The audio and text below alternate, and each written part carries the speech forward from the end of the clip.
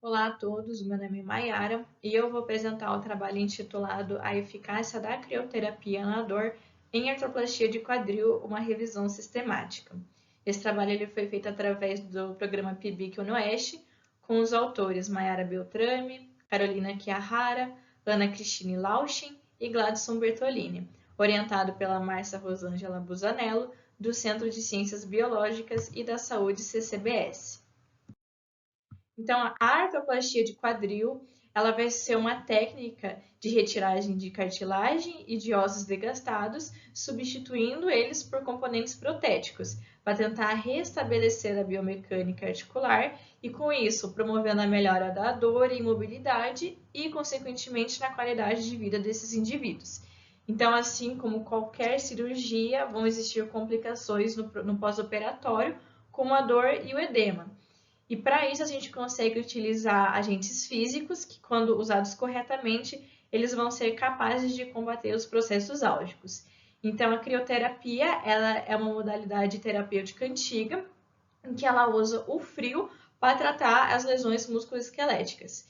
Então, ao reduzir a temperatura, a gente consegue diminuir a dor, a condução nervosa, o metabolismo e o espasmo muscular, que vai minimizar a inflamação e acelerar o processo de recuperação tecidual após o trauma. Então, o objetivo desse estudo foi analisar sistematicamente o efeito da crioterapia na dor em artroplastia de quadril. Então, como materiais e métodos, a gente utilizou alguns critérios de inclusão para eleger os artigos que foram incluídos nesse estudo, em que a gente utilizou os acrônios PICOS, que vão ser população, intervenção, comparador, desfecho e desenho de estudo, em que a nossa população foram homens e mulheres submetidos à artroplastia de quadril, a intervenção foi a crioterapia, o comparador foi comparado com o grupo controle que não recebeu ou que recebeu um placebo ou simulado da intervenção, o desfecho foi a dor e o desenho de estudo foram ensaios clínicos aleatorizados ou não. E como fonte de informação, a gente utilizou base de dados de literatura indexada, que é o Web of Science, PubMed, Embase, Scopus e Lilacs, e a literatura cinzenta, que é o Google Scholar, o catálogo de testes e dissertações, LiVivo e OpenGree. Então, nesse trabalho, a gente utilizou dois gerenciadores de referência, que foi o EndNote Web e o Ryan, para fazer a remoção das duplicadas automática e manualmente. E aí a gente iniciou a fase 1, que é a leitura de títulos e resumos, e aí a gente fez através daqueles critérios de elegibilidade, em que as duas revisoras cegadas, para uma não interferir na opinião da outra, decidiu quais artigos a gente iria incluir ou não. E aí os conflitos, caso não fossem resolvidos entre as duas pessoas, entraria um terceiro revisor para ajudar nesse processo.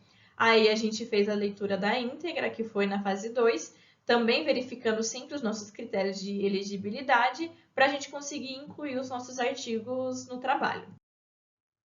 Então, a análise do risco de viés, que é a análise da qualidade individual de cada artigo, ele vai ser feito através das ferramentas Newcastle, Rob2 e RobinZ, e os principais dados coletados vão ser as características dos estudos, características da população, análise estatística, desfechos e conclusão. Então, no total, a gente analisou da literatura indexada 591 artigos, dos quais 5 foram incluídos nesse estudo, e da literatura cinzenta foram 330, dos quais nenhum foi incluído nesse artigo. Então, a maioria dos estudos sobre a crioterapia, ela vai focar na recuperação de pós-operatório de artroplastia de joelho e vai ter poucos estudos falando sobre essa intervenção no quadril. Isso vai ocorrer porque quanto maior a distância entre o respirador e o local que eu quero tratar, vai ser mais difícil atingir o efeito que eu desejo. E também vale ressaltar que a utilização da crioterapia ela vai inicialmente causar uma sensação de frio, seguida por desconforto e analgesia.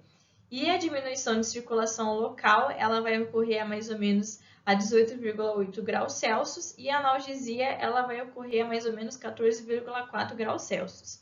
Em um dos artigos que foram incluídos nesse estudo, ele utilizou uma temperatura maior do que essa de 14,4 e por isso pode ter interferido nos resultados finais. Então, dos estudos que foram incluídos nessa revisão, 2 demonstraram que a técnica ela promoveu efeitos positivos na redução de dor pós-operatório e 3 não demonstraram nenhum resultado significativo após a intervenção. E com isso a gente encontrou algumas limitações do estudo, que seria a heterogeneidade das modalidades de crioterapia utilizada. Alguns autores utilizaram a crioterapia compressiva ou dispositivos de resfriamento, ou só informaram que seria a crioterapia, sem dizer qual a temperatura e tempo utilizado. Também teve variações na frequência e duração de tratamento e na confiabilidade das conclusões sobre a eficácia da técnica. Então, a crioterapia ela é uma modalidade terapêutica com pouca eficácia na redução da dor pós-operatória da artroplastia de quadril, e ainda na literatura existem muitas divergências quanto aos métodos e protocolos de intervenção, bem como estudos primários que abordem esse tema, eles ainda são muito escassos. E por fim, mas não menos importante, os meus agradecimentos eles vão para a Universidade Estadual do Oeste do Paraná.